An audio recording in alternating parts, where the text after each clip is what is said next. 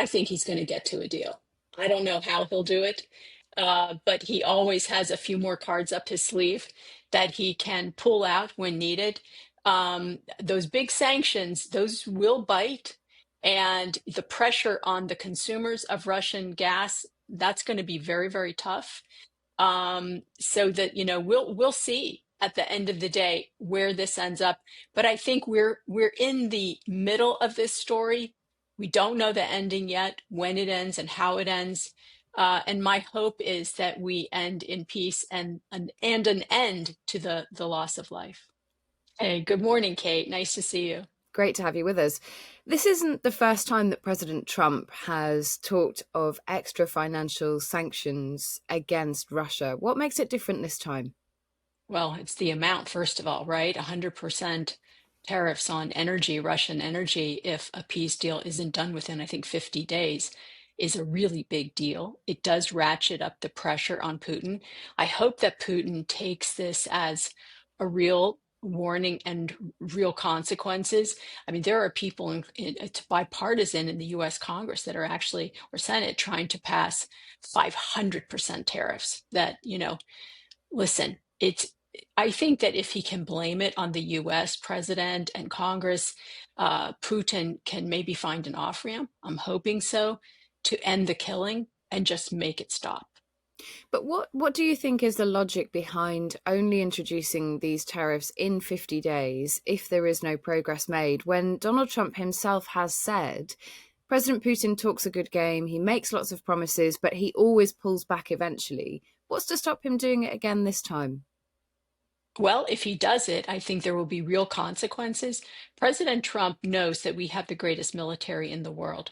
The war would stop tomorrow if China just stopped funding and aiding Russia in this war. It would end tomorrow. So President Trump, I believe, holds all the cards. It's just a matter of convincing Vladimir Putin of this and the Russian leadership. I think it has to happen. The killing has to stop. It's a tragedy on both sides. It would never have happened with a strong US president in the White House. But this was Joe Biden, pulling out of Afghanistan and the whole world seeing the most disastrous withdrawal in the history of, well, certainly the United States, with the loss of life and just, I mean, the people falling off the airplanes. We saw him say, Nord Stream 2, that Russian gas pipeline, I'm not going to sanction it. So giving Putin another benefit. And then the third thing Vladimir Putin saw was when Joe Biden stood at the podium and said, well, if there's a minor incursion or two into Ukraine, we're going to let it go. And so he basically opened the door and ushered Vladimir Putin into Ukraine. I know that President Trump is the peace president. He's working hard to get to peace. So is his team. But we need other willing partners, and that's going to come down to the Ukraine leadership and the Russian leadership. I mean, you say Biden opened the door to what's happened in Ukraine, but the reality and the truth of this is that Donald Trump has spent a long time talking to Vladimir Putin, listening to him, giving him the benefit of the doubt, talking him up in some cases in ways that have made other leaders in Western nations feel deeply, deeply uncomfortable. And although he is talking tough now, he's not actually taking any action. Many people say, well, Trump talks a good game, but in the end, he always pulls back, a bit like Putin.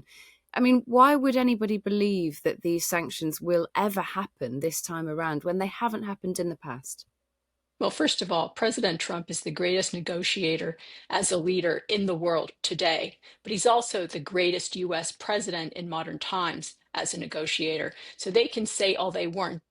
These leaders around the world weren't even negotiating with Putin and Zelensky to But it's get not to a peace. working. It's not working, is it? That's the Well, problem. it's There not is no working like a peace. snap of a fingers. That is true.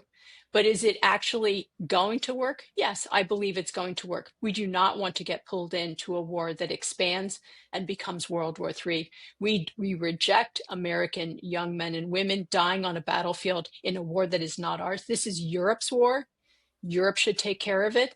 President Trump now has an agreement that EU, NATO countries are going to be paying 100% of the cost of things like advanced weapon systems, perhaps HIMARS, although that's what I've heard. I haven't seen it in writing. But there are going to be advanced weapons supplied to the Ukrainian military by the EU allies, but it's going to be EU based American equipment that they're going to pay for. I guess it's okay as a sort of push, a nudge to Putin to say, look, we're not going to mess around. This is going to end very, very badly for Russia if they don't stop. So, do you believe this is a significant moment in the relationship between Donald Trump and President Putin, which, as I said before, has been warm and even cordial at points? Do you think that that is now, that there has been a shift and there is a change in the relationship between these two men? Well, when you have, when you have someone that you're negotiating on a deal with and they keep retrading you, like they say, yeah, yeah, the deal's done, they shake your hand and then they retrade. It is kind of frustrating. It makes it hard to do a deal with that person or that company. I don't like it personally. I'm for sure that Donald Trump doesn't like it. And so, look, Vladimir Putin's done this with a lot of US presidents. But Donald Trump has, Vladimir Putin has met his match in Donald Trump. There will be some good place that we get to. It's just a shame that it's not quicker to end the killing, the loss of life on both sides. That's what I think the American people for sure want to see. And that's bipartisan. They don't want us to get into these forever wars. Mm, And like I said earlier, this is Europe's war. Europe now is arming. Europe is becoming stronger, but we yeah. need Europe to have a stronger economy as well. So But we've got a ways to go. The net zero policy in Europe, but also in the UK, is very concerning. To have a strong economy, you have to have inexpensive and abundant energy. And so as we see the deindustrialization of Europe, we are concerned. We want to see prosperity in the UK and in Europe. do you think Trump has had enough? You know him, you know his character. Do you think this is a line in the sand? I think he's going to get to a deal. I don't know how he'll do it, but he always has a few more cards up his sleeve that he can pull out when needed. Those big sanctions, those will bite, and the pressure on the consumers of Russian gas, that's going to be very, very tough. So that we'll see at the end of the day where this ends up. But I think we're in the middle of this story. We don't know the ending yet, when it ends and how it ends. And my hope is that we end in peace and an end to the loss of life. Carla Sands, many thanks for your time on the programme.